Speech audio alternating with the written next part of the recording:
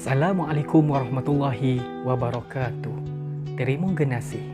Perhaba Nelun Usra Ron kaleh pajoh bu. Alhamdulillah. Semoga sabar dalam lindungan Allah Subhanahu wa taala. Dan pada kali ini jelas sekali saya mengucapkan terima kasih kepada saudara Lun sekalian kerana sudi untuk terus menyokong channel ini. Dan pada kali ini saya ingin membuat satu reaction mengenai video yang katanya kerajaan Aceh pada dahulunya dikatakan menyumbang emas kepada negeri Arab, dan apa yang lebih bermakna adalah dua masjid yang pernah menerima sumbangan daripada kerajaan Aceh. Apa-apa pun sebelum kita memulakan video pada kali ini, bagi yang belum lagi subscribe channel Rezeki Kami Rezeki Kucing, silakan subscribe. Dan jangan lupa untuk share kepada saudara-saudara kita mengenai sejarah yang harus kita ketahui. Dan reaction pada kali ini jelas sekali akan dilihat menerusi channel Muallim TV. Bagi yang belum lagi subscribe channel Muallim TV, jangan lupa untuk subscribe sebagai tanda sokongan anda kepada channel tersebut. Saya sebagai rakyat Malaysia, terutama Kelantan, tidak pernah mengetahui mengenai sumbangan Aceh yang jelas sekali memberikan emas kepada negeri Arab. Jika sebelum ini kita pernah melihat bagaimana kerajaan Aceh terdahulu pernah memberikan sumbangan emas untuk Monas, dan kali ini kita lihat pula apakah yang harus kita lihat dalam video ini. Tanpa melengahkan masa lagi, jom kita saksikan bersama-sama guys. 2, 1, play. Masya Allah guys, ini kali pertama saya melihat channel ini, Muallim TV. Jom kita saksikan. Ketika kita berjalan, selalu arah tujuan kita hanyalah ke depan. Tidak kita ingat bahwa yang telah kita lewatkan adalah hal yang sangat berguna dan penting dalam hidup kita. Begitu pula dengan perjalanan kerajaan Aceh Masya pada Allah. saat itu. Subhanallah guys, Tidak saksikan. banyak yang tahu tentang represi ini, bahwa Aceh bukan saja menyumbang emas di puncak Monas Indonesia, namun pada zaman kerajaan Aceh pernah menyumbang emas kepada negeri Arab. Masya Allah guys, pada ketika itu jelas sekali bukan sahaja dalam kalangan seperti yang kita tahu, jika sebelum ini masyarakat kerajaan Aceh terdahulu memberikan sumbangan emas untuk Monas, tapi sebenarnya ada juga guys rupanya sumbangan emas kepada negeri Arab. Jom kita teruskan video ini guys. Ramainya aktivitas pelabuhan di Aceh tidak terlepas dari jumlah pedagang Asia dan Arab yang datang berduyun-duyun. Mereka memindahkan pusat kegiatan perdagangannya di Malaka atau Malaysia. Hal ini disebabkan pada tahun 1511 Portugis menyerang dan mengambil alih pelabuhan Malaka yang strategis dan penting.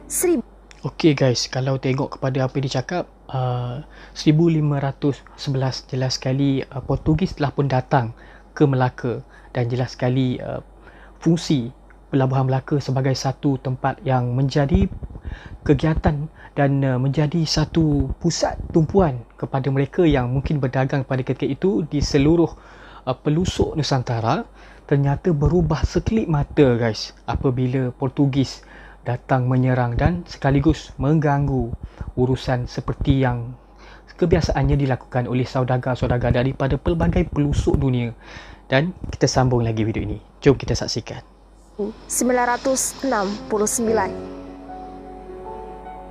Kedatangan para pedagang asing ke Aceh membuat masyarakat pribumi semakin akrab berinteraksi dengan mereka. Berawal dari sinilah pelabuhan Aceh makin dikenal oleh dunia, termasuk para penguasa dari tanah Hijaz atau sekarang Arab Saudi, tempat di mana Ka'bah Baitullah sebagai kiblat umat Islam berada. Masya Allah guys, jika disebut dalam video ini jelas sekali memperkata ternyata guys apa yang berlaku di pelabuhan Melaka sememangnya amat mendukacitakan bagi masyarakat pada ketika itu, tetapi sebenarnya ia sebenarnya telah mewujudkan satu pelabuhan yang cukup tidak disangka-sangkakan. Jelas sekali dengan pemindahan daripada pelabuhan Melaka ke Aceh menjadikan lebih ramai saudagar dan pedagang daripada negara Arab Saudi datang untuk berniaga. Teruskan guys. Dalam lintas sejarah Aceh yang ditulis oleh pemerhati sejarah Aceh M. Adli Abdullah atau Emas dan Tahta, disebutkan bahwa hubungan kerajaan Aceh dengan tanah Hijaz mulai terjalin erat semasa kepemimpinan Sultanah Zakiyatuddin Inayat Shah 1678 hingga 1688 Masehi. Okey guys, jelas sekali pada ketika itu, Masya Allah guys, ternyata ada sultanah yang boleh dikatakan antara sultanah yang cukup baik sekali dan memiliki kepimpinan yang boleh dipuji pada ketika itu, yang pada saya mungkin sebelum ini orang melihat golongan wanita ini tidak sesuai untuk menjadi pemimpin, tetapi ternyata dengan kewibawaan Sultanah Zakiyatuddin ini mengubah segalanya. Kita saksikan. Hal ini berawal pada tahun 1672. M. Syarif Barakat, penguasa Mekah pada akhir abad ke-17, mengirim duta besarnya ke timur mencari sumbangan untuk pemeliharaan Masjidil Haram karena kondisi Arab pada saat itu masih dalam keadaan miskin. Subhanallah guys, pada ketika itu masyarakat di Arab jelas sekali mengalami masalah kemiskinan. Namun ternyata pada ketika itu masyarakat terutamanya kerajaan Aceh jelas sekali membuktikan guys bahawa mereka sentiasa membantu golongan-golongan yang memerlukan.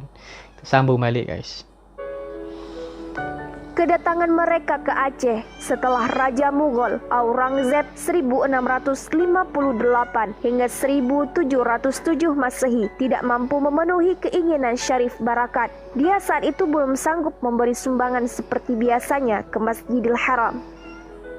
Masya Allah guys, jika sebelum ini jelas sekali Syarif Barakat meminta dan memohon bantuan daripada Raja Mongol.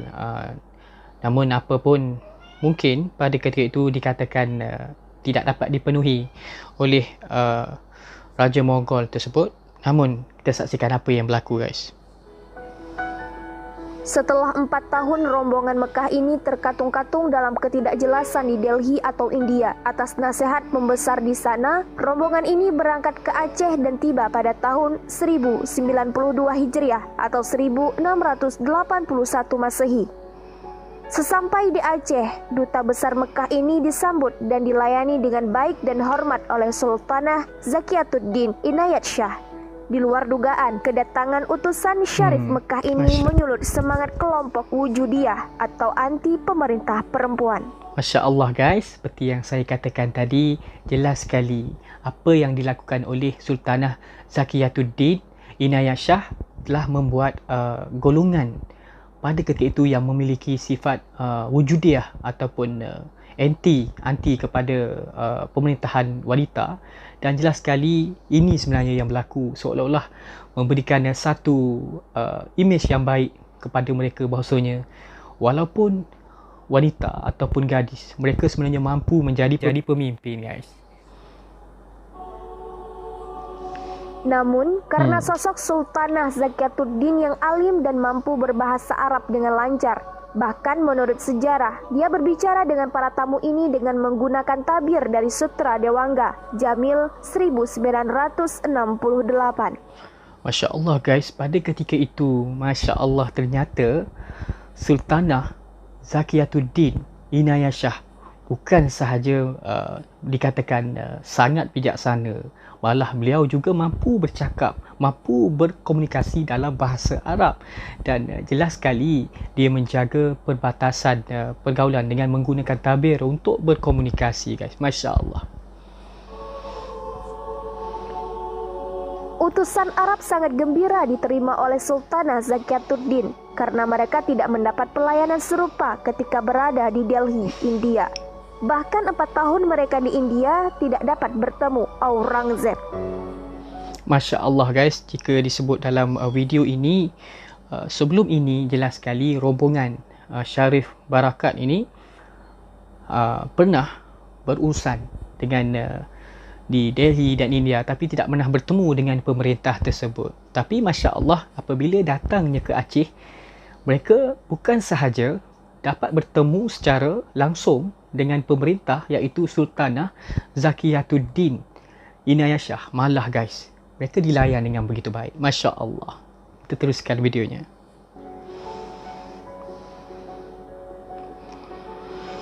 Ketika mereka pulang, Sultanah Zakiyatuddin Inayah Shah memberi mereka cindera mata untuk rombongan dan Syarif Mekah. Juga sumbangan untuk Masjidil Haram dan Masjidil Nabawi di Madinah. Masya Allah guys, subhanallah. Begitu dermawan, begitu baik dan begitu mulia sikap yang dipamerkan oleh Sultanah Zakiyatuddin Inayah Shah apabila melayani tetamunya bukan sahaja dengan begitu baik guys, malah diberikan cenderahati dan juga sumbangan kepada masjid tersebut. Kita saksikan. Terdiri dari 3 khintar mas murni, 3 rotal kamfer, kayu cendana dan cifet atau jibet musang, 3 gulyun, alat penghisap tembakau dari emas, 2 lampu kaki atau panyedang dari emas, 5 lampu gantung dari emas untuk Masjidil Haram, lampu kaki dan kandil dari emas untuk Masjid Nabawi. Masya Allah Saat guys. mempelajari sejarah, Anda akan menemukan beberapa versi. Dan saat Anda menggabungkan versi itu, Anda akan menemukan sejarah yang sebenarnya. Begitu pula dengan sejarah gemilangnya Aceh di masa lalu. Saya Al-Munadia, sampai jumpa di lain waktu. Insya Allah, terbaik sekali. Masya Allah, terbaik dan bagus guys. Dan apa yang boleh saya komen guys dalam video pada kali ini adalah jelas sekali memperkatakan mengenai satu sikap yang Masya Allah cukup luar biasa daripada 1600 tahun lagi guys. Jelas sekali pada ketika itu masyarakat, khususnya rakyat di Aceh guys, secara kesimpulannya saya boleh katakan dari segi pemimpinnya guys, Masya Allah. Dan apa yang boleh saya simpulkan pada video kali ini jelas sekali memperkatakan pada tahun 1658 hingga 1707 Masihi, Masya Allah, jelas sekali kepimpinan oleh seorang pemimpin yang bernama Sultanah Zakiyatuddin Inayah Shah jelas sekali membuktikan satu contoh dan teladan yang baik sehinggalah pada hari ini jelas kita kenali betapa masyarakat dan rakyat Aceh memiliki satu sikap yang begitu terpuji dan jelas sekali apa yang diperkatakan betapa sangat mulia apa yang dilakukan oleh pemimpin terdahulu dan ini tidak mustahil jika pada hari ini negara-negara Arab begitu mengagumi dan menghormati rakyat Aceh kerana sejak dari dahulu lagi pemimpin mereka memiliki sifat yang begitu baik. Jika diperkatakan di dalam video tersebut, rombongan Syarif Barakat ini tidak pernah mendapat layanan yang begitu baik sepanjang mereka berada di India. Namun Masya Allah, setibanya mereka di Aceh, mereka bukan sahaja dilayan dengan begitu baik, malah mereka diberi cenderahati dan Masya Allah sumbangan untuk memajukan Masjidil Haram dan juga Masjidil Nabawi. Apa-apa pun, saya berterima kasih kepada saudara-saudara kita yang telah merequest video ini supaya kita sama-sama mengetahui mengenai sejarah Aceh dan ia bukan sahaja untuk renungan kita bersama, malah ia harus dijadikan sebagai iktibar agar diri kita juga mampu mencontohi sifat yang ada dalam kalangan orang-orang yang terbaik. Apa-apa pun sebelum mengakhiri video pada kali ini, jom kita sama-sama mensedekahkan Al-Fatihah kepada almarhum Sultanah Zakiyatuddin Inayah Shah. Al-Fatihah. Bismillah. Alhamdulillah. Iyyaka na'budu wa iyyaka nasta'in. Ihdinas siratal ladzina ghairil maghdubi 'alaihim waladdallin. Jadi sekian itu sahaja untuk video pada kali ini dan insya-Allah bagi yang mempunyai permintaan dan request jangan segan-segan untuk kirimkan di Instagram kami dan insya-Allah kita bertemu lagi di video akan datang. Dan sebelum itu saya ucapkan banyak-banyak terima kasih kepada yang sudi share video-video kami dan semoga channel ini terus berkembang bukan sahaja di sekitar Nusantara malah di dunia insya-Allah. Dan saya mohon maaf sekiranya terdapat kesilapan pada video kali ini. Dan semoga kita berjumpa lagi. Assalamualaikum warahmatullahi wabarakatuh.